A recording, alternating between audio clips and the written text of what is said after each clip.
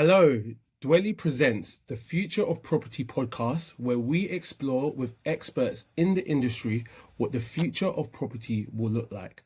So today we have a very special guest called Krishawn, who is a multi-award winning AI scientist and a public speaker. So thank you for joining us. And you know what? I want to kickstart this saying, explain who you are and what has made you the person you are today. Yeah, sure. That's a good question. That's a good question. So, I'm Krishawn Powell. I'm a multi award-winning AI scientist. Currently working in the domain of finance. But looking back at how I ended up in this field, I studied computer science and AI at Loughborough University. Then after that, I then went on to building software in the oil and gas industry for a bit.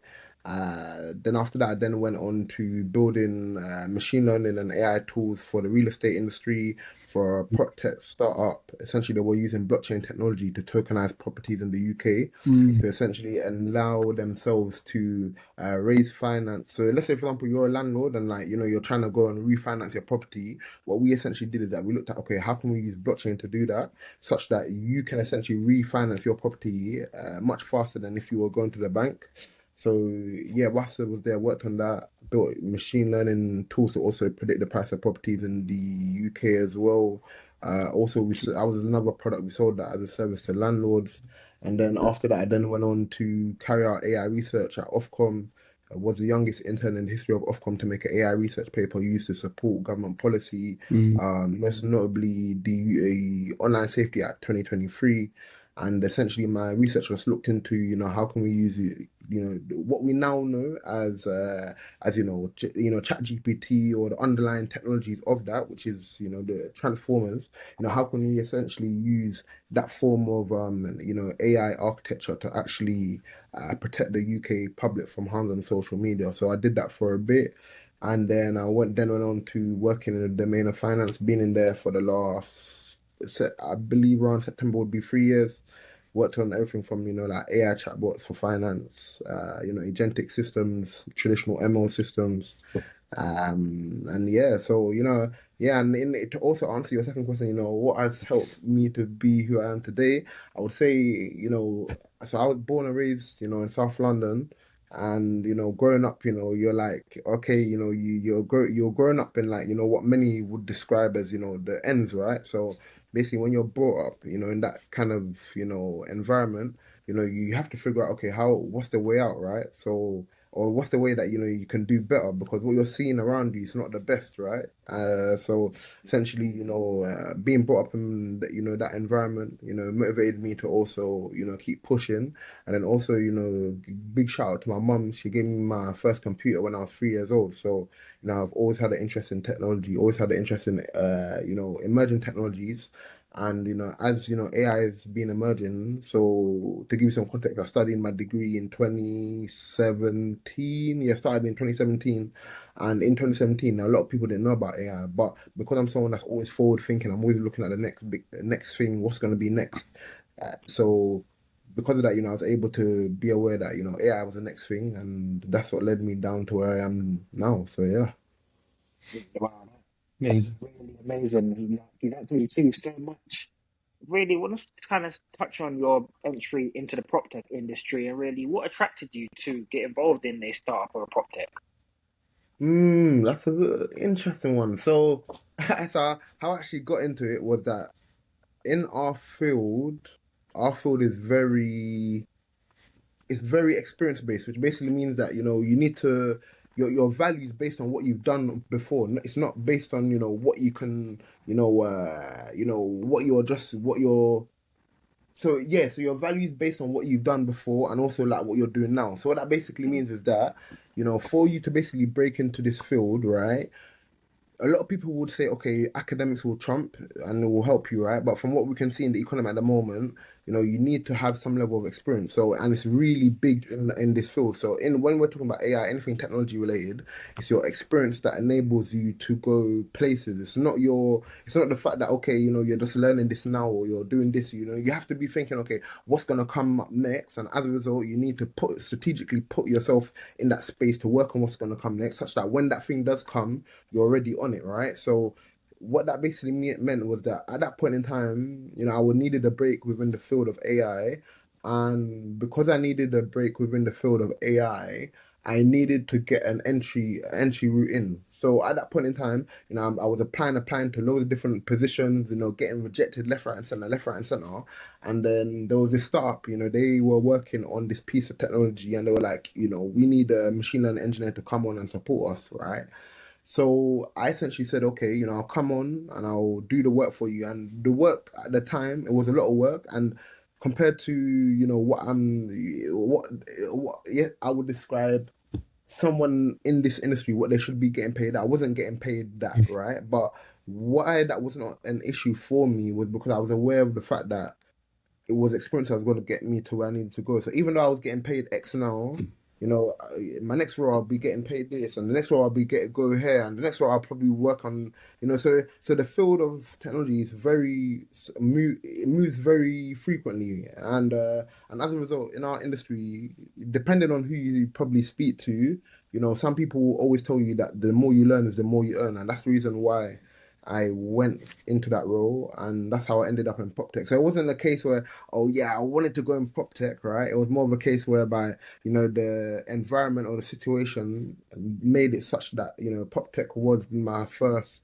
actual entry into AI. So yeah. Fair enough. That makes sense. I'm very interested in the application that you spoke about, using blockchain to refinance a property. It's not a concept I've heard of before. I'm a techie Mm. myself, so I understand the implications if that is perfected as a system. How did that go? And like, what was adoption like for the product that you ended up building? Yeah, sure, sure, sure. So, in terms of the product, the product still exists. So, if you want to look at them and check them out, they're called Scansan Properties. Okay. You can have a look at them. Where they are in terms of their roadmap at the moment, not too sure. However, with that being said, at that time we were looking at, okay, all right. So, tokenization as a whole, right? So when we look at tokenization, essentially tokenization can be described as that, imagine we're almost saying, okay, this product is worth X, or this asset is worth this, and as a result, if we are now saying that we want to tokenize it, we're basically saying, okay, everyone that is on the blockchain has the ability to buy a stake into this asset, whatever the asset may be, right? Mm. So essentially, at that point in time, we were basically saying, okay, that what the asset is going to be real estate. And we are saying that, okay, if a landlord wants to refinance their property very quickly, what we can do is that we can basically tokenize their property and say, okay, let's say the property is worth 100,000, all right. So as a result, we're gonna release, let's say 50,000 worth of tokens, right? To enable the public to have the ability to buy into that. So what that therefore then means is that, because you're buying £50,000 worth of tokens in like a property that's located in, let's say for example, East London. As the price of the property also goes up in value, so is also your token, because your token is binded to the actual asset. So it's the same way, like, if you're buying Bitcoin, or you're buying whatever you're buying, you're buying basically into the coin, for example. And the same thing that we did, we were like, experimenting with, how can we create our own coin or our own blockchain contract such that, Yeah. the public can actually buy into that. So that's what we were looking at. We also looked at, the use of using machine learning to have the ability to how essentially predict the price of properties in the UK. So, for example, if you via the use of many different data sets, we were looking at, okay, can you actually predict the prices of a property that let's say if it's worth, X now, what's it going to be worth in 15 years time? Because the reason why you want to do that is because if we are now putting a property up on our exchange or something, and we're saying that, okay, you guys will have the ability to buy into that, the public might also have an interest to know, okay, what is their token going to be worth in 10 years time. The landlord might be interested to know also that as well. So that's what we were looking into. And from there, I became aware of what are a lot of the different data sets that are available to do that. Mm. What are the different kind of data that's out there, how can you access it, and just think of some of the state of the art stuff. So Yeah. so yeah, yeah, yeah, yeah, yeah. No, it's very interesting as a way to apply those tools. But particularly like adoption, like what was the question I'm trying to ask is like how did the industry or the customers that the business identify, how did they take to using that Mm. for Yeah, using that system for refinancing as opposed to the traditional methods or like what yeah, everyone's used to using? Yeah. How did that go? What was that yeah. process like? Mm, So in terms of, getting adoption, one of the main things that you have, especially in real estate, is that real estate traditionally like is brick and mortar, right? So, yeah. it's old. So as a result, you got to remember a lot of your landlords that have probably been in the game for a long time, the Mm, people that were our customers. So we've got two customers. We've got those that want to buy on the blockchain, and we've also got those that are trying to buy or trying to release their property as an asset, right? So mm, on the asset side, these guys they're very skeptical because they're wondering, okay, if it's such a case that I give you my property, you're gonna have a contract for my property, but like, company or my property is gonna be, assigned to you. How is that going to work? All that kind of stuff.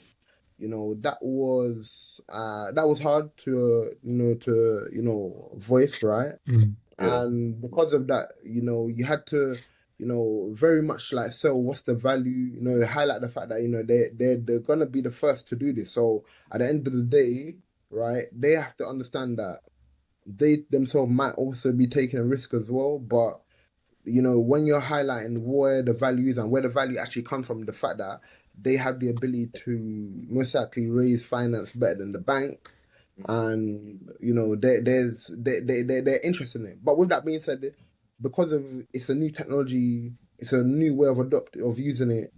It's you're gonna have people that are gonna be skeptical. Cool. So you're not you. So in terms of like adoption, it's hard to adopt and Yeah, hard to yeah. get people to adopt, right? But in terms of like, using traditional ML to, actually, figure out the prices of the properties that they were had, that was more easier to deal with because it's a case where we're not really tying anything down to the assets, you're more just giving them a service, Right. so as a result, they're happy to, use that, right? Yeah. But with that being said, I think, where the field is going at the moment, it's been because I haven't been there for like probably like the last 3 years or so. And actually probably longer than that, like probably four. So Right. where they are right now, I believe that they created an agentic chatbot now. So they've also, looked into like building AI agents to like, Mm, have the ability to, deal with questions regarding property. So that, the same way you would probably, message chat GPT, they've also created tooling like that at the moment. And yeah, they're still up and running. So, that goes to show it'll that, still they're be doing doing their well. thing, right? Yeah, Yeah. yeah, yeah. So yeah, yeah, yeah, yeah. No, cool. That's really That's cool. Yeah, sounds really good, really good. I remember you mentioned that you always had an interest in computers and technology from when you were younger, and Hmm. it sounded like you made a conscious decision um, at a very early stage to try and get into AI. I wanted to see from your thoughts of when you got into the industry to where it is today, how many people use it, even just ChatGPT, you see everyone using that now. Is that where you thought the industry was going? And where do you kind of see AI going from this point onwards? Yeah, 100%. I think that definitely 100%. I think that I did see that the field was gonna go to where it is for sure, because I have my whole emphasis is the fact that I strongly believe that humans are inherently lazy. So humans by our nature we're inherently lazy and like selfish. So that's just that's human nature, right? So as a result, if you now think of it, that you now look at the fact that all right, there's this piece of technology that has the ability for you to. And it's gonna do work for you, and as a result, because it's gonna do work for you, you can chill. You'll be able to be on the beach and relax. Your agents are you doing things for you, Mm, or even the case if we now look at like corporate, right? Corporate through using AI, they can reduce their costs, right? So that's them also saying that okay, we want to be more profitable. As a result, any business owner, anyone that's using AI, they have the ability to be more profitable, reduce their costs, all that kind of stuff. overall, as far as I'm concerned, the field was always going to go like this, and we've got much further to go as well. We're nowhere near like. I definitely still think we're still in early stages. We're somewhat settling and when I say settling, I think that we're reaching like like a second wave. So what you've probably seen in the last 3 years is probably the first wave where people are just building like whatever. Like Mm. some people are just building stuff, like building, no offense to anyone, but they're not building the best of tools, and somehow they're raising finance for it or this and that, raising funds for it. I think the next wave that we're going into now, you need to actually be building stuff that are meaningful. So you just building something that just summarizes something, and you're gonna say to tell people to pay £5 a month to use it, that's gone, right? The next wave is more like, okay, how are you actually building systems? How are you building tools? So one thing that I'm very conscious of is that we're, especially within, the community I come from, I'm big advocate to get more, people that look like, ourselves in the field of AI. And the reason for this is because those that are building, these models or systems, we have to think about, we need these systems to work for absolutely everyone, right? Because, if we're talking about, AI to actually benefit us and actually help us, these systems, they need input from absolutely everyone. All researchers that are working on these tools need to consider about absolutely everyone in the world. Like how are these systems going to impact people as a whole? So as a result, you've got the massive emergence of like AI governance at the moment. And a lot of people that are important. There's a lot of people that are important within AI governance. All those guys within AI governance, they're doing great work at the moment. Looking out for humanity. So big shout out for those guys to those guys. Mm. But I think definitely like where the field is now gonna go to is that the field is that you're not gonna start looking at more of like agents, like fully autonomous agents, like absolutely just talking to each other. Probably I think you're still gonna have human in the loop in some areas. So like, when we're looking at real estate, finance, probably safety critical systems, there's still gonna be humans in the loop. But I think to another degree, we're gonna start like taking humans out of the loop, right? I also think that you're gonna see a big massive emergence in, humanoid robotics. So, all those guys that are saying that, oh, uh, a robot can't do plumbing and all that kind of stuff. Listen, Mm. the word, the researchers, they're on to them soon. So they're coming for them soon. So I think that overall, I think the field is gonna move. It's going to move very well. It's gonna move very fast. And what I also think is, I think that people that are, for example, interested in AI, I think you definitely should pick it up. Don't just pick it up as just like, oh yeah, you're gonna use these tools like NAN or you know what? I'm not a advocate of that. I believe that everyone needs to, if you're gonna be in AI, you need to know how to build production grade systems, like i.e. write your code or even use a tool like Code Code, Copilot, whatever, help you to write it. But you need to know how to deploy to actual systems. So what we're talking about, building systems like that are built and deployed on that stuff like GCP, AWS, Microsoft Azure, those platforms, and actually build and deploy, right? So yeah, that's what I would say on that one. Yeah, yeah. No, that was really detailed. And that's following on from that. What industries do you think AI will change in the next 5 years? Oh, every industry. There's no industry that's not going to be changed. There's none. There's no industry that's not going to be changed. The reason why I say that is because, especially in my role at the moment, one thing that I'm also very aware of is you have to think about business transformation. So what the business transformation essentially means, right, in the i.e. the context of AI, is that it basically means that, okay, if for example you bring me into your business and you show me your workflow, you tell me how much your workflow is costing you, probably where your pain points are.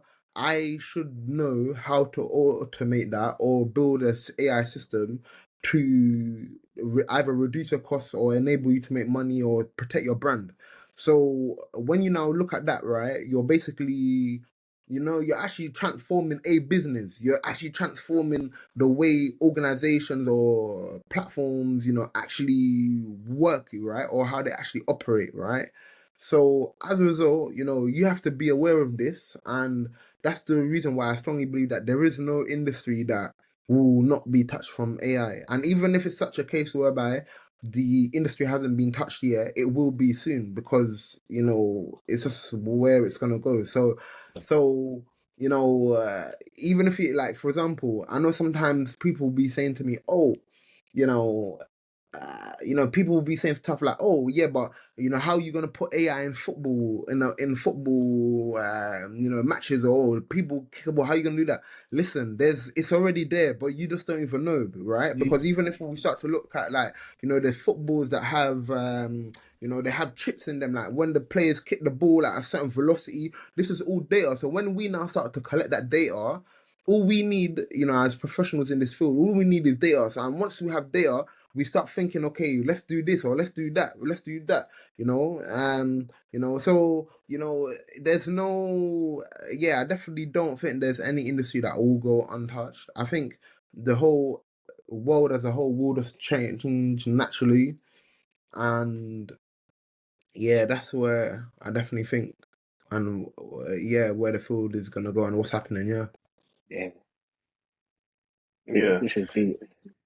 it is. I think with AI, that's the best use cases seem to be coming out of creating tools that automate repetitive processes or like simplify things for the user. So thinking about that makes your answer make even more sense because yeah, in every industry there are places where like mundane tasks can just be automated and taken out of the way. Um, yeah, I hear that. If I zoom into like maybe prop tech, I know at the moment you're in finance. Um, from the perspective of an AI engineer yourself, if you were to think about wherein like the property manager's journey or like the real estate agent's journey, AI could fit in, what would you say at this point in time? So the property manager's journey. So when we talk about property manager, we're talking about people that like probably would manage keys or like tenants or is that right? Yeah. Mhm. Yeah, correct. Yeah. Cool, cool. So I think there's many ways, right? I think one of them could be, so just from the top of my head, right? I do know that when you're dealing with tenancy, right, there is a lot of legal information that at the moment in the UK needs to be filled out, needs to be, dealt with, right? So even just looking at, my, what I'm aware of, right? You could use AI agents to one market or one uplist a property, right? But then once you now get uplist that property, you can then use agents to actually qualify leads, because when these tenants are coming into you, these tenants are saying, oh, I want to pay, I want to rent this property or so forth.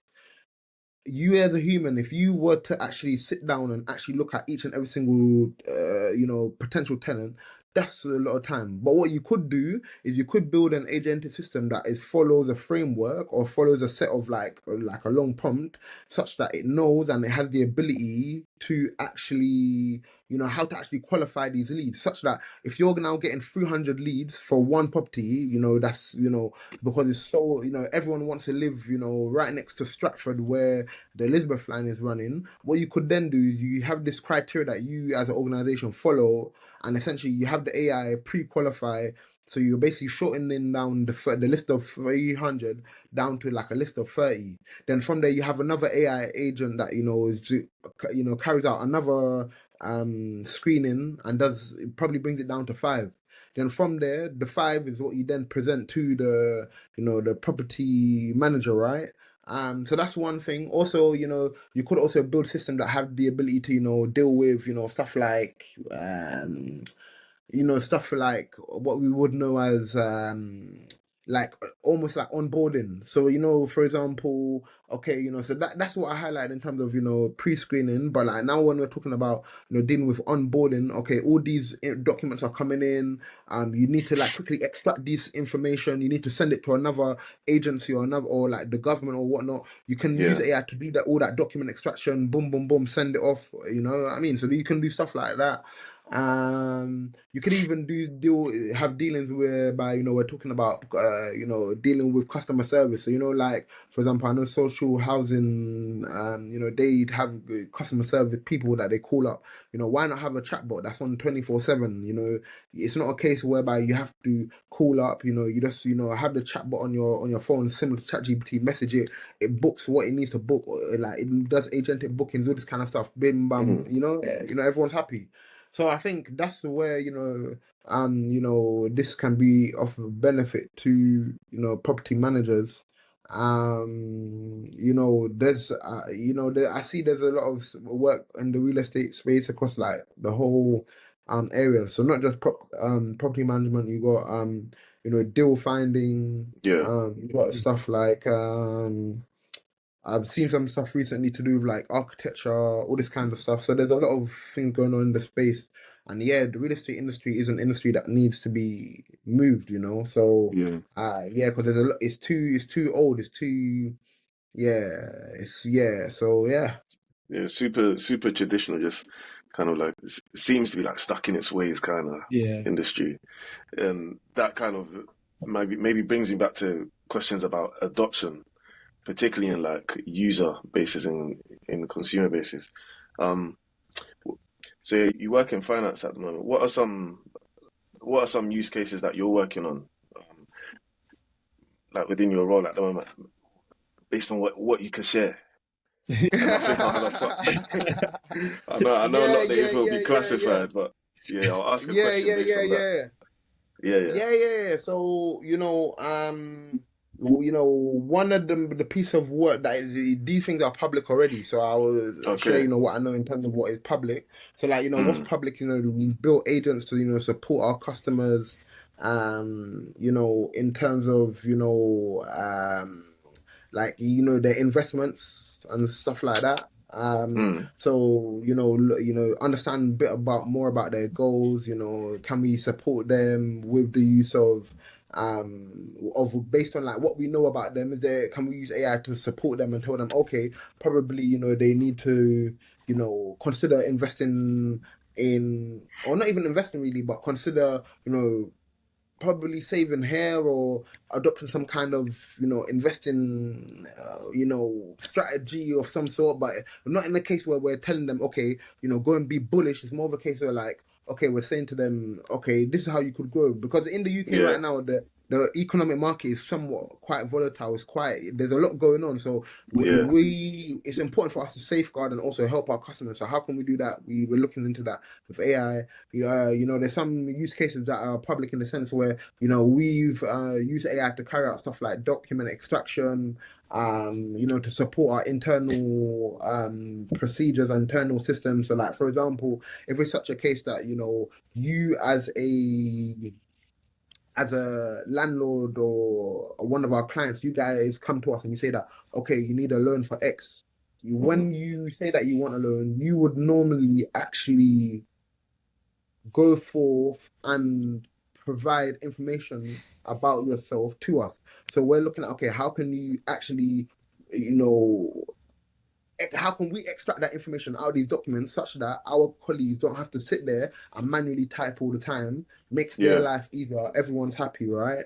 So looking at stuff like that. And we're always horizon scanning, right? So we're always right, looking at what's going on at the moment. In terms of like in the industry, you got the idea, there's things going on like you got consulting firms looking at stuff like agent to agent.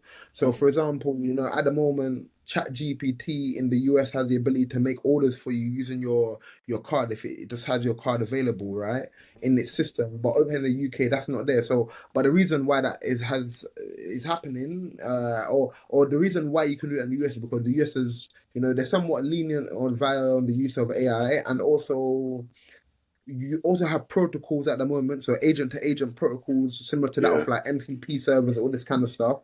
You Mhm. know, agent to agent is a thing that they are actively looking at and exploring over there.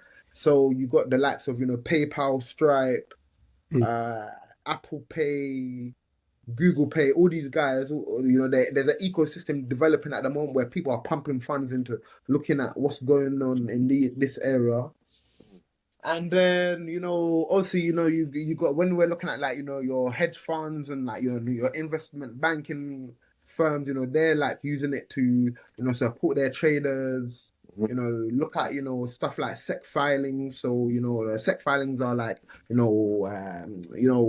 what hedge funds are buying what, you know, how Yeah. much volume are they buying. So, you know, if you now think about if you're now to put all these things into an AI system, right? Just from that alone, you would have the ability to then, you know, advise your traders on what's going on in the market, what they should do, why they should do it, all this kind of stuff, right? Yeah. So, you know, there's a lot going in the space where, you know, trying our best to, you know, help our customers. And, you know, there's definitely a lot going on. I think, but one thing I would say that because finance is a regulated industry, Mhm. we have to be very delicate in terms of how we are using AI. Well, a lot of our systems have like human in the loops, or Yeah. because we need to make sure that the output is actually right based on what a human that would normally work that role actually thinks. So there's a lot of things going on in the field, and yeah, that's what I would say really, yeah. Fair. Yeah, no, that's really interesting. I like how you explained what is really going on in that in the finance sector. And even before the question that Matt had, where you were going through a few workflows, what could happen in property, and I really agree with you. Even there's one part which was referencing. Um, I feel like that's something that could easily be addressed with AI to get someone referenced, and it's a pain. It takes time, a lot of chasing, so I can see the benefits. Um, I know when you started with the prop tech company, I think that was quite early on in your career. How do you feel like it's shaped you as a person in AI? Because as a startup, and obviously I don't know what level of a startup it was, if it was quite established or really the beginning. Um, what did you learn in that experience that you feel kind of helps you now? Now you're at Lloyd's Bank, you're an established company, which obviously has so much backing. What do you feel like you learned from the the startup? Yes, I would say that, you know, overall, you know, in terms of being at a startup, you know, you're basically taught to always move at pace, you know, Mm, so move at with high velocity, high speed. So what that essentially does look like is that, you know, you build fast, you iterate fast, mm, you try to ship quickly as well, right? So, you know, whilst I've gone throughout the industry, gone throughout the different roles that I've been in, I'm someone that just enjoys building fast, shipping fast, right? And yeah, I think that enables me to like have an edge because in this space where the space is also going is that with either use of tools like Claude Code or Copilot, you can actually build very quickly, right? So mm, you can go from idea to conception pretty quick. If you're building MVPs or demos for clients, or your stakeholders, right? You can do that very quickly, right? Mm. So in the domain of finance, our clients tend to be, the internal business, mm. right?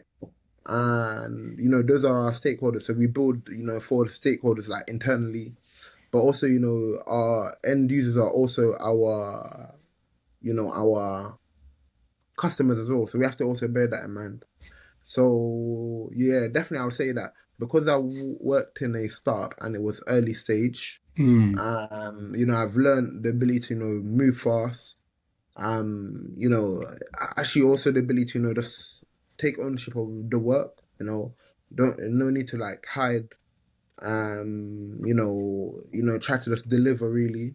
And yeah, I'm just someone that just I prefer to just be known as someone that can just deliver, you know what I mean? So yeah, so to me it's all about delivery, right? And Mm. delivery and speed. So yeah. No, very good, very good. I agree, and that's why I was interested to see what you learned because it's quite unique when you get into that environment. And I think it was interesting. I wanted to kind of touch on because as we know, the property industry, they're quite slow. Like I've worked in estate agencies where they still use Excel, they still use writing on a notebook to remember things. Um, and there's a lot of prop tech companies out there which can help. What do you think is key for what do you think is key to have a mindset shift from traditional old way of working to using AI? How do you help someone transition from one to the other? It's all about ROI. You need to just demonstrate ROI. Hmm. Simple. So that's one thing I've learned, in the last like 3 years of my career. Like, if you can just demonstrate ROI, people will adopt. Like actually, don't get twisted. You might have the people that will be skeptical, they're slow to adopt, yeah. Yeah. But when you were talking about, right, so in your case, you're dealing with real estate. It's all about the numbers. If the numbers don't stack, people aren't interested, right? So it was a case where you're highlighting to people, okay, what's the ROI in them using this? Everything's about ROI. Simple. That's it. The numbers. You just talk numbers. So if it's a case whereby you're saying that, okay, if they were to use a tool, you know, what would happen is that the amount of time that they spend would reduce from, on average they were spending 10 hours a week. Now they're only going to spend 1 hour. Hmm. Then that's a no-brainer. Like if you then was to say, okay, you're gonna quantify that in terms of how much does that equate into terms of a salary or like costing over the whole year, that's a number that you can tie down. So when you're then saying to people, okay, what's the value? Why should they use it? You're just talking about the ROI really. And that's where value in AI comes from, I think. It comes from understanding your ROI, not in just saying that, oh, you're just going to use AI to save time. But okay, you're going to use AI to save time, but what does that look like in numbers? So, Hmm. you have to talk numbers. So I think Yeah, that's what I've learned for sure. Yeah, yeah, yeah. yeah. So I think the ROI is one of the major things. I agree with that. I think the barriers we see to like adoption are like cost, maybe trust, and maybe change management as well. Hmm. So I guess anybody adopting a system that is developed with AI features, ROI is always going to be what's going to get them over the line. But then that conversation that opens up the space to demonstrate that ROI. How do you go about that in your let's say even in your day job in your career? Because the ROI is there, you've built it, like you've built the system, but but the customer or the user doesn't know. So what's that conversation like for you? How do you actually demonstrate it, like practically? Hmm. Yeah, I think you just got to take them on the journey, right? Mm, So obviously take them on the journey of, okay, what did their life look like before the tool? mm, Then bring the tool into their lives and then ask them, what does their life look like now? Like quantify, like, okay, time them. Like, for example, if they're saying, okay, typically I would do this when I'm working with, stakeholders. I would say that, okay, you tell me what does your normal workflow look like, and I will time them or shadow them, right? mm, mm. Then from timing or shadowing them, you then have the ability to then say, okay, this is what it would typically take you, or the time it's typically taking to do this thing. Yeah, Now, okay, you go forth and use the AI tool. What does your time look like now? yeah, How yeah, long is that taking? yeah. So, a good concept or a good idea, if you want to look more into this, is forward deployment engineers. Hmm. So FDEs. So that's what FDEs do. You know what I mean? And that's what I'm saying. Like the field is moving. Yeah. Someone that's working with AI, you're not just AI engineer or a data scientist or AI data an AI scientist or whatnot. You're now, you have to wear many hats, and that's Hmm. where FDEs come in. Because FDEs they're building and they're thinking like that. So yeah, so that's what I would say on that one for sure. Sweet. That's good.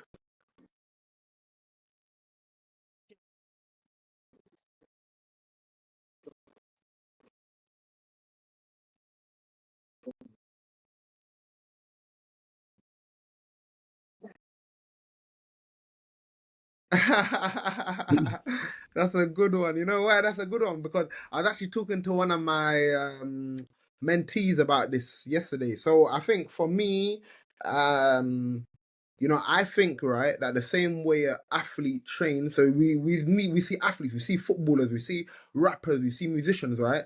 One thing they publicly show, okay, this is how they train, or this is them in the studio. They're always in the studio. They're always training. They're always, they take their diet seriously. They, all these kinds of things, right? And that's the same thing that I think as a programmer. As a programmer, mind is working 24/7, right? So I need to train myself as an athlete. I might not be running, but my head is doing what it needs to be doing, right?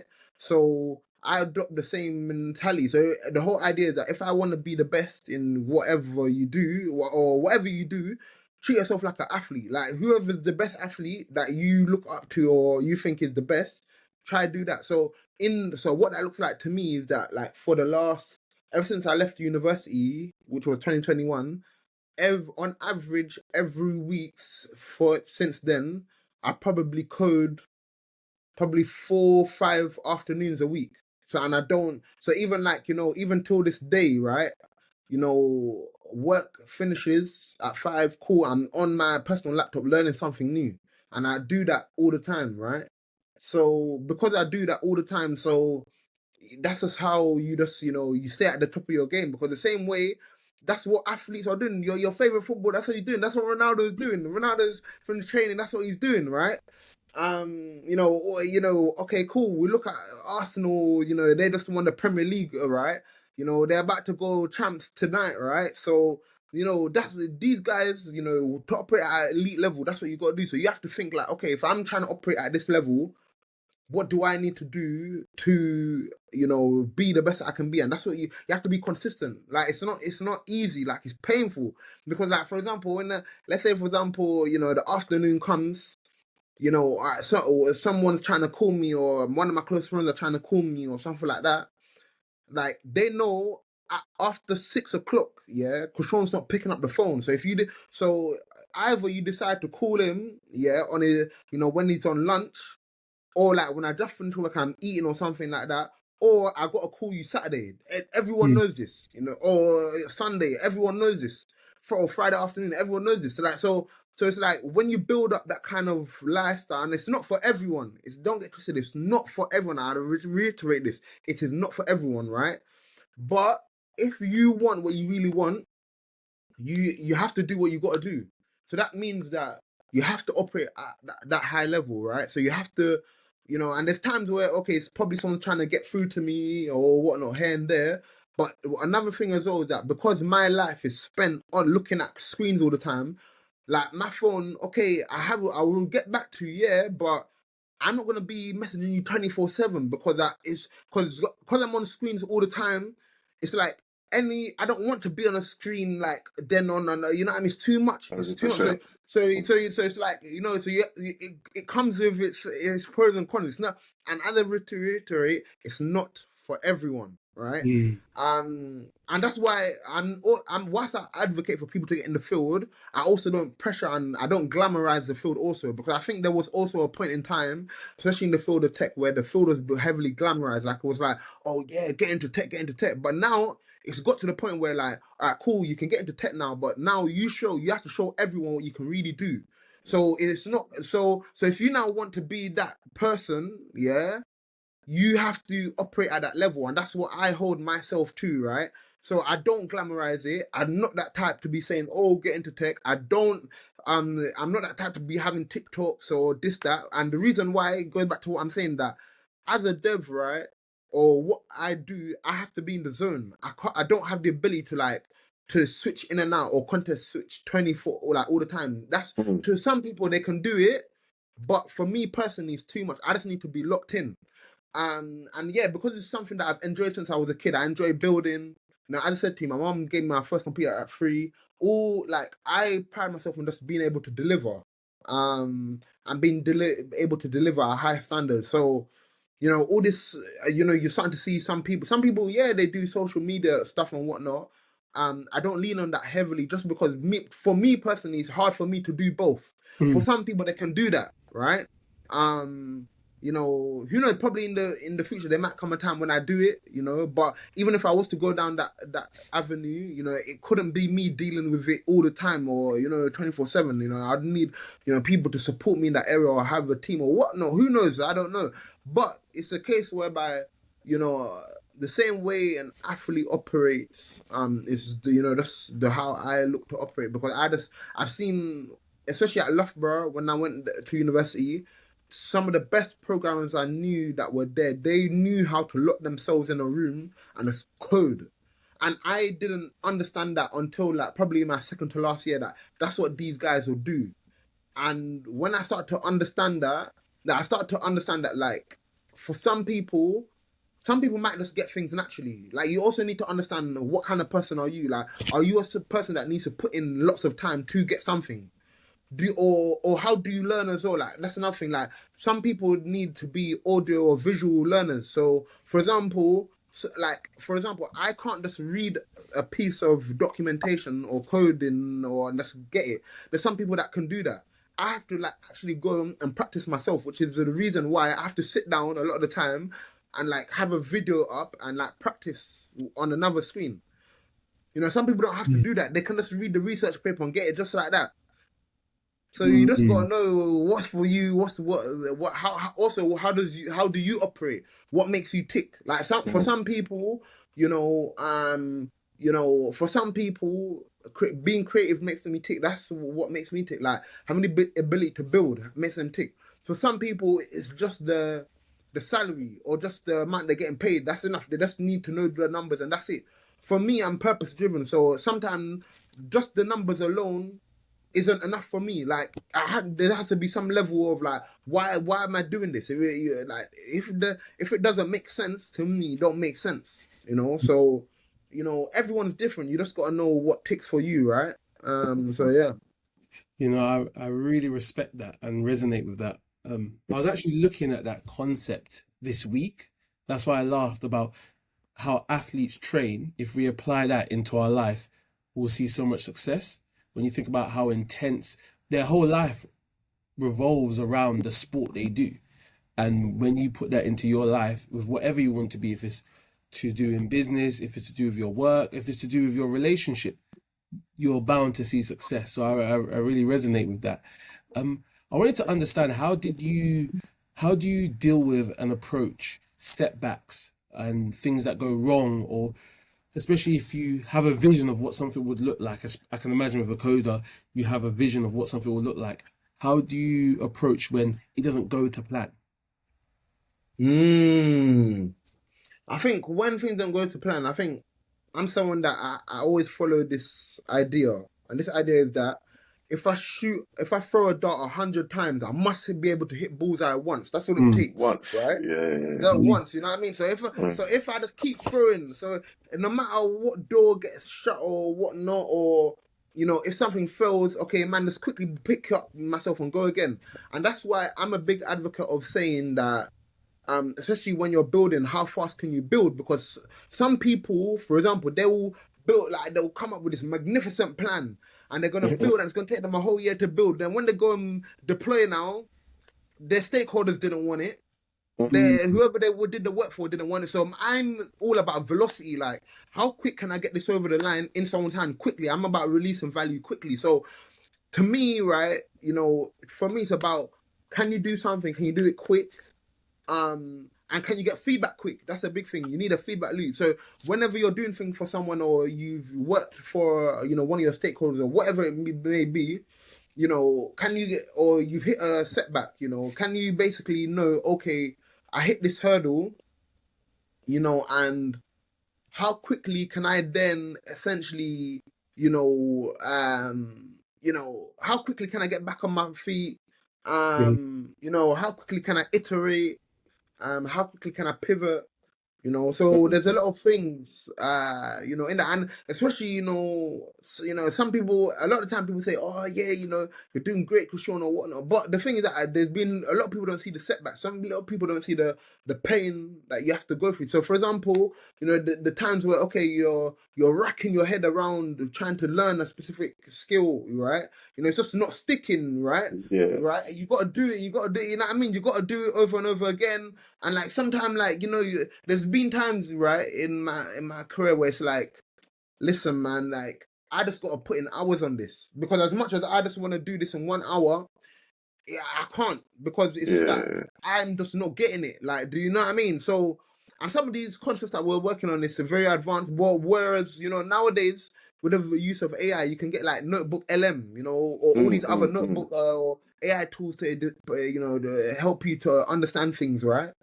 So I think ultimately, on that, I would just say that whatever you want in life, right? There's always going to be some level of setback. I don't know what the setback's going to look like. You're always going to get fighters all, right? Because at the end of the day, you also have to understand is that not everyone in the world is like you. So even if like it's such a case that you think something should go this way, or you think that should be like this, or you think someone should allow you to do this, there's someone that might think, yeah, but what you're saying to me don't even make sense, because they just don't resonate with it, or probably they might not be as optimistic as you are. They don't see the vision like you do. Like, you have a blueprint. The blueprint is only you can see that blueprint. It's in your head, but how can you get that out, right? So there's many different, if we would touch on that, man, we'd be here for hours, man. But I think No, ultimately true. just like persistence, and grit, determination, consistency. So yeah. Yeah. Nah, mentality. It's an elite mentality you're working with, I can tell. Especially what I you appreciate spoke, it. especially what you spoken about locking in, because like a lot of man use that term. Do you know what I mean? Locking in. I'm locked in. I need to lock in.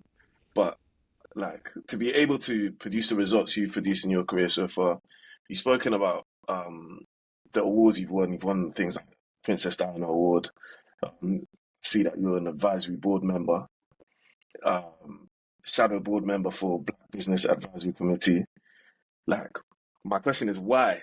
Like, because like you could have just started your career. You're interested in AI. You're interested in computer science. You like computing. You could have just gone and done your job. There's no need to win an award. Like, you don't need to do that. You know what I'm saying? Like, Yeah, people are getting yeah, by. yeah. You don't have to do that. So, like, what's driving it? Like, why? What made you think, nah, I need to develop this mentality. I need to work from this mentality. Like, I'm on Yeah. winning awards. Like, what's? You spoke about purpose too. So, what's the purpose? Why? Yeah, I think for me personally, it's the case whereby, you know, it goes back to what I said to you earlier. I came from ends, right? I came from ends. I Mm, didn't have much. My parents didn't have much. mm, When I was in school, it got to the point where there were times, man, the lunch money wasn't enough, so I had to sell mm. cookies, man. You know what I mean? Take the lunch money Yeah, mom gave me, sell cookies. You know what I you mean? have to flip it. You You know got to what I flip mean? the What I lunch. say, I You know had to what I sell mean? Trying to cookies. Yeah, say, you know what I mean? trust me. So Yeah. yeah, Mine's so I Lucozade. think exactly, you know what I mean? Yeah, So trust me. I've seen it all. I've seen it all. I come from Lewisham, I've seen it all. Like Mm, there's no walk of life, yeah, that I haven't seen, because in that environment you see it, right? Mm. So I've mm. seen it all. And then also, when I even look deeper, right? Like a lot of people, that look like us don't think that you can be in these spaces. People be like, man, what do you do? How, like, what's AI? Or they don't even Mm. think you can even be in this, right? They Yeah, don't yeah, think that yeah. it's even possible. They think that for you to even be in AI, it requires you, or for you to get to certain levels, it requires you to like dumb down your personality, or like fit in like Code with the switch. mass, right? You know what Yeah, I yeah, mean? yeah. Like, okay, cool. What when I'm speaking to someone, yeah, in the office versus when I'm talking to a man, it's different, yes. But with that being said, though, what I'm trying to highlight to the mass, yeah, or is that the fact of the matter is that someone that looks like this can be here. So that is it. So if we now think about that, and I think about when I was growing up, I didn't see a lot of people that looked like me being in these spaces. A lot of Mm. people that were even in these spaces, right, that even looked like me. I remember there were even people that looked like me in these spaces, I used to ask some of them for help. They wouldn't help me. Mm. Yeah. So you know No, what I I hear mean. it. So I've lived and I've seen it. I've seen it. I've gone through it, and I know what it feels like. So when I'm coming up now, the reason why I'm winning these awards, I'm doing working the way I'm working, is because at the end of the day, as far as I'm concerned, I want it to be a case whereby those that are coming up know that, okay, listen, I can do it too. So if Krishawn did it, I can do it too. Big shout out to also all the people that support, what I've done also, because I also another thing that I have to highlight is that along my journey, there's been people that I've, seen, because another big thing I would highlight is that there's one thing you wanting to do something, but if people can't publicly see, why out of everyone out there should they go and help you? Like, why should they help you? Like, if you're not making, like, my dad always used to say something: make the world see your ambition, because people will help you. So that's what I lean on. So I say, listen, let me show my ambition to the world, because I don't know who's gonna help me, but someone will somehow, because they'll be like, oh, man, this guy, man. Listen, man, he's working hard, man. Let me, you know what I mean? Because at the end of the day, right, as we as human beings, we also want to help others. We're not just, you know what I mean? We're not just cold. Like, not everyone is cold. Yes, there are some people that are cold, yeah, but not everyone is like this. So at the end of the day, you also have to remember that to surround yourself with people that are willing to support, help you, uplift you. And I think, yeah, as I said to you now, I've gone through a lot. I've seen a lot. So because of that, I've seen a lot of pain, and during the months when I've seen a lot and I've gone through a lot, I've needed to like latch onto something. What is that thing to latch onto? Is the fact that this is just part of the journey. We got a lot to go. We got a lot to achieve. Yeah. And likewise with you guys, you guys got a lot to achieve. But no matter what, you have to think about it. Like, at the end of the day, no matter what hurdles come your way, you are gonna get a lot of fight. You're gonna get a lot of pushback, because you're trying to do something that it probably isn't the status quo, or you're trying to put yourself out there. You're trying to achieve something. You're gonna get a lot of fight, but it's all in the head. Like, you have to be able to handle that. So not everyone can handle that. That's why earlier I was saying to you that, it's not for the life I live ain't for everyone, which is the reason why I don't make the field or what I do look glamorous, right? But what I will say is that it's there for anyone that wants to get in. Anyone can be in it. If you want it, come in. There's space for you. There's more than enough, right? Yeah. But just know that, at the end of the day, you're going to have to put in work, because the field is changing every day, every week. Like, what just happened yesterday? Look, yesterday, Claude dropped Opus 4.8. On top of that, they also dropped like this new mechanism, right, of how like agents are working under the hood of like Claude code and all this kind of stuff. Now, for example, the whole thing is that, all right, who knows how to even use this? Because now what they're now saying is that you can spin up like a set of agents that are going to have sub agents and all this kind of stuff, whereby what would probably take you in a week, like where we would have said, okay, you can ship in a week, right, using AI. Now you can probably even ship in a day. Like, so, you know what I mean? So it's like the field is always moving. There's always a new architecture coming out. Like, there's now we know transformer architecture. There's a whole new architecture coming. Like for example, there's these the wave of quantum computing that's coming. A lot of people are sleeping there. Quantum computing is coming, right? So it's like all these things are coming, robotics are coming, all these things are coming. You have to stay up to date, because the minute you drop the bat ball, that's it. So yeah. Nah, just on what you were just saying there, the pace is crazy. The pace of like new tools, like even if we just look at Anthropic by themselves, like every 2 days, every 3 days, the work rate is crazy. So yeah, if you're not subscribing to some sort of like newsletter, some sort of bulletin that you can get information from, you'll get left behind very quickly in this And the AI thing with space. that as well, and even the thing with that as well, you got to remember, all these guys that are researchers or building these tools, they love the field. They're like me. They love they're addicted, like, to them. Like, some people are playing video games. To them, writing code is the video game. You know what I mean? Literally.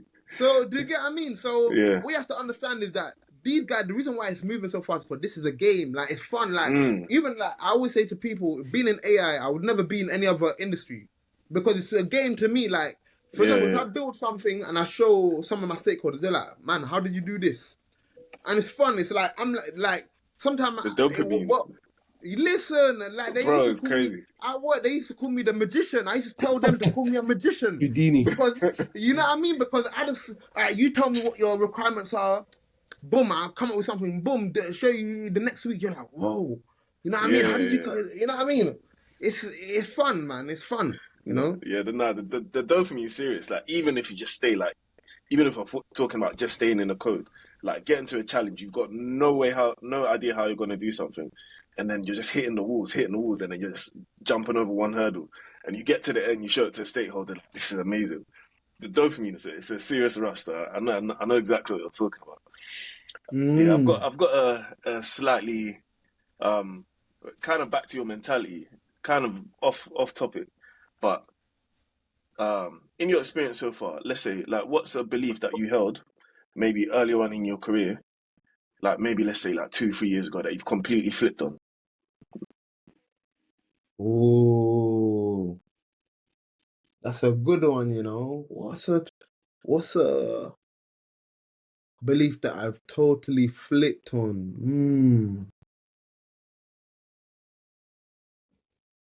I'm not sure, you know. I think there's Mm, some beliefs that, so I can touch on the belief. So the beliefs that I still operate on today is like, consistently be consistent. mm, Um, separating life. So like, for example, like, okay, you're locked in for X period of time, coming out of being locked in, and then you go and enjoy life or so yeah, forth. outside. And actually, Yeah, no, I think one thing, no, actually, what I have flipped on, yeah, that's a good. So what I have actually flipped on is the need to not be like sometimes yeah, to get to some of these places, people will not be their authentic self. mm, So what that means is that I'm not talking about okay, code switch because that's not what I mean by that. I mean all like, right. okay, you're someone outside of work, you're this person, then at work you're another person, right? Or like in Mm, the field, or for example, when you're showing yourself publicly, you're another person. Then in privately, you're one person. I flipped on that. The reason being is because I've realized that the whole idea or the premise should be that if you're so good, you can't be ignored, regardless of how you carry yourself in or outside of what you do. So, like, if like you have in your head that you're gonna be so good at what you do, or whatever product you're building is so good that, listen, you deliver. Everyone knows that you deliver. So, if there was a project going on, or there's something going on, who do we need? We need Matt. Who do we need? We need Daniel because okay, we know that at the end of the day, if Daniel ain't on this project, he ain't delivering. We know that if Jordan ain't on this project, we ain't gonna deliver. We're not gonna make profit for our stakeholders or whatnot, right? If you make sure that you're so good in that, like that, you don't have to always keep worrying about what people think of you all the time. Like I perception. used to be Yeah, yeah. somewhat, yeah, I used to be a lot of, at some point I used to care a lot about, okay, how do people think about me? Da, da, da, da. Mm, Now I I'm not so conscious on how people think of me to the point whereby I demonstrate to people internally or externally in terms of my place of work or home or my mates or whatnot that I'm Krishawn. I got all these other hobbies. I enjoy my reggae. I enjoy my dance or whatnot. But at the same time, I'm good at what I do. I deliver. All right. And some people even think like, okay, if you're good at, or if you enjoy these things, these two worlds can't coexist. Like you can't be someone that is, proper, like you love dancing one, then yeah, and then yeah, you're yeah, writing code. People don't think they can exist. But if yeah, like yeah, if you're authentic and you're saying to yourself, all right, listen, I'm just gonna aim to make sure that I'm good at what I do, and I'm just good at it. Listen, all this other stuff don't matter. And I think that's one of the massive things that I've learned in the organization where I'm at. yeah. Mm, And many senior leaders in the organization, all across the organization, they've encouraged me to be like that. mm, And that's the reason why, like, nowadays I'm much more chilled out. I'm much more cool. Like, I'm much more like, yeah, I'm authentic. Everyone mm, knows, yeah, I'm born from South London. So, like, for example, yeah, if I see you in the office, probably I might spud you in the morning, and my boss is even spudding me back. He's coming like we're spudding each other. Our teammates are also spudding each other, right? Mm-mm. But it's a case where like we all have respect and knowledge to know that okay, we're all different.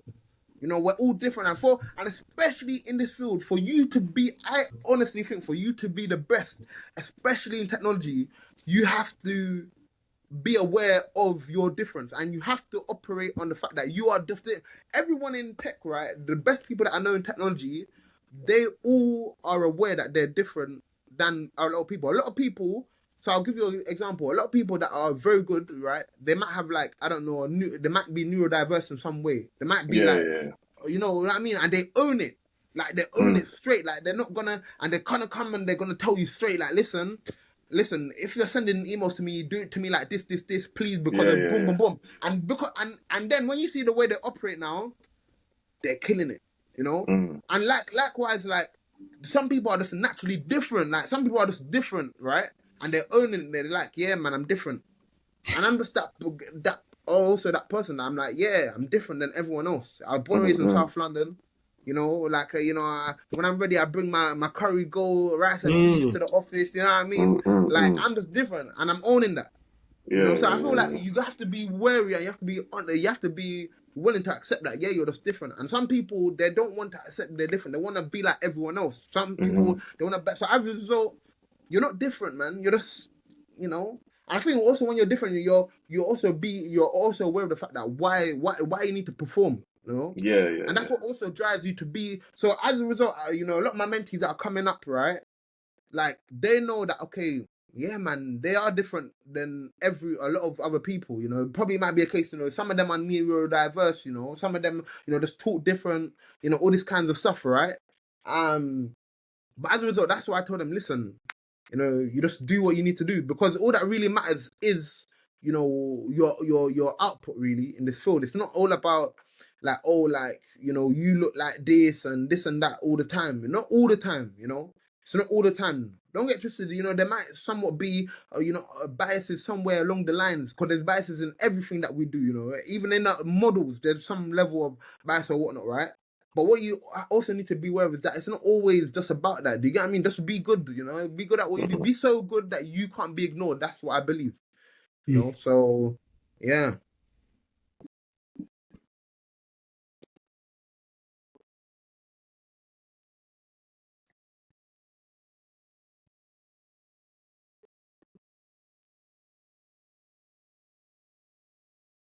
Yeah, so I think one thing that I'm excited for is humanoid robotics. Big, very big on humanoid robotics. Mm. You got the likes of Figure, Tesla. Figure recently, I've been working on humanoid robotics. I think they've started to deploy some of them in BMW warehouse for like testing and stuff like that. You've got Amazon Robotics. They've been working on their thing for a while. So definitely for me, 100% robotics. Yeah, I think a lot of people, I always hear people always say, oh, yeah, but robots aren't going to be able to do that. Man, I say it the same way people were telling me AI agents couldn't do X, Y, Z, and so I'm doing stuff now. The same way I say to them, man, just wait. Because Mm. what you have to Yeah. understand is that as researchers or people in this field, we always want to push the boundary. So we are going to do everything to push the boundary, right? Mm. Whether people outside the industry or not, like it or not, we're going to do it regardless, because that's what just makes us tick, right? So it's going to happen. So, you got like stuff like degrees of freedom, like, like how a robot, like how many degrees of freedom would kind of robot move its arm, all this kind of stuff. There's starting to be like, innovations in that area. So as a result, robots can be more fluid and whatnot. So I think there's a big thing for me is humanoid robotics, man. I'm excited. Like when those guys, man, it starts becoming commercially viable for me to get one in my house. Man, Yes, sign me sir. up, man. I want one, man. Sign me Mm. up, man. You know what I mean? Like I know some people be like, yeah, but you're gonna terminate in your house, man. Don't worry, man. Don't worry, man. You're I gonna don't. terminate us. And also another thing I'm excited for is also space flight. Space flight. Yeah, So yeah. commercial space flight. So obviously we got big shout out to Bezos, all the other guys, Elon and all those guys working on space flight, because I know even Virgin, Richard Branson, he was working on is it Virgin Galactic. They had Yep, some stuff yep. going on good there. Yeah, you got a lot of things going on with space, man. So I also can't wait to go up in space when that's commercially viable as well. So yeah, man. Like, Mm. listen, we got a lot to look forward to, you know. So yeah, Yeah. exactly. You know what I mean? You know what I mean? So yeah. Honestly, thank you so much for today. It's really inspiring what you said, the information, the vision, and yeah, I think hopefully there's many people that will follow in your footsteps, like you said, your mentees. And we appreciate that you've come on our podcast to kind of show our viewers what the future can and will look like eventually. So, Mm. yeah, just to close out, thank you for watching this episode. If you've enjoyed what we've spoken about, please do not forget to subscribe and always remember to dwell it. Thank you.